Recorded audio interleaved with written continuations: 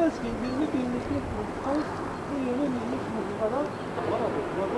Tabii. Bak. 7 yıldan bu yana katılan bir cami inşaat yok. Temeli hala. Abi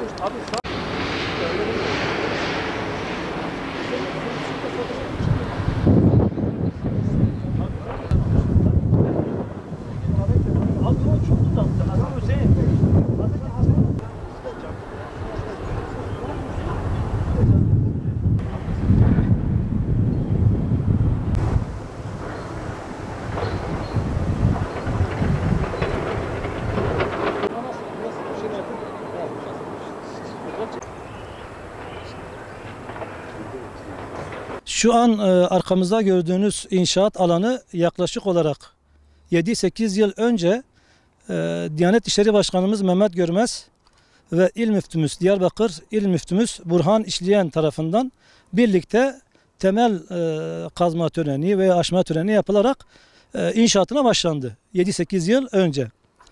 Tabii bu inşaat başlayınca burada ikamet eden insanlar gerçekten çok sevindik, çok mutlu olduk.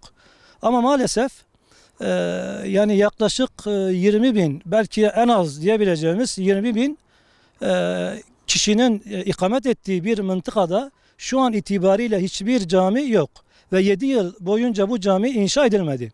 Onun için biz bu inşaat alanının ihmal edilmiş, 7 senedir yapılmayı beklenen bu cami inşaatının hani bu başlarken işte Kur'an kursu olarak, cami olarak, büyük bir külliye olarak düşünülmüş bu yapının yetkililerden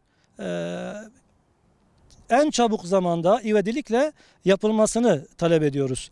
Ve bu mıntıkada yaşayan insanımızın en büyük arzusu. Ve en başta da çocuklarımızın arzusu. Çünkü çocuklarımız evlerine yakın bir cami olmasını istiyor. Namaz kılmaya, Kur'an kursuna gitmeye, dinlerini, değerlerini öğrenmeye için burada bir cami yapılmasını istiyor. Dolayısıyla da cuma namazı kılma konusunda ve hele bir de okulların kapandığı bu süreçte, yani bu yaz tatilinde çocuklarımızın Türkiye'de her yerde Kur'an kursuna gittiği bir dönemde bizim çocuklarımız, yani yaklaşık 20 bin kişinin yaşadığı bu mıntıka hiçbir çocuğunu Kur'an kursuna gönderemiyoruz. Bunun sebebi ise işte camimizin olmayışı. Diyarbakır Kayapınar ilçesi Talaytepe mıntıkasında, mahallesinde camimizin olmayışı ve çocuklarımız bu şekilde manevi değerlerden, değer yargılarımızdan, İslam'dan, Kur'an'dan, bunun öğretilerinden sağlam eğitim almasından mahrum kalmaktadırlar. Gerçekten de bu caminin yapılması bizim açımızdan, bu bölge insan açısından elzemdir. Biz buradan 20 bin kişiyi temsilen şunu diyoruz: bu mıntıkada, yani yaklaşık 5-6 kilometrelik bir mesafede 20 bin kişinin yaşadığı bu bölgede bir caminin ihtiyacı olduğunu, bir camiye ihtiyacımızın olduğu ve bunun ivedi bir şekilde yapılmasını talep ediyoruz.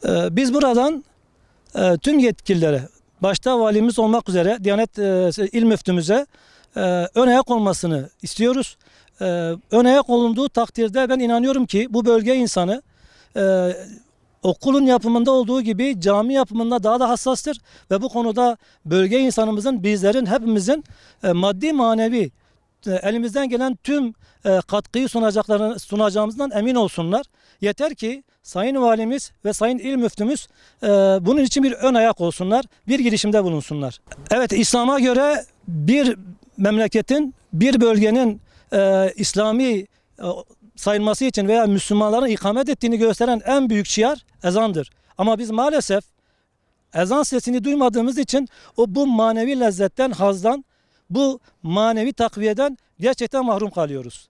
Dolayısıyla biz bu ezan sesine hem biz hem çocuklarımız, ailelerimiz ezan sesiyle kavuşmak istiyoruz. Ezan sesini duymak istiyoruz.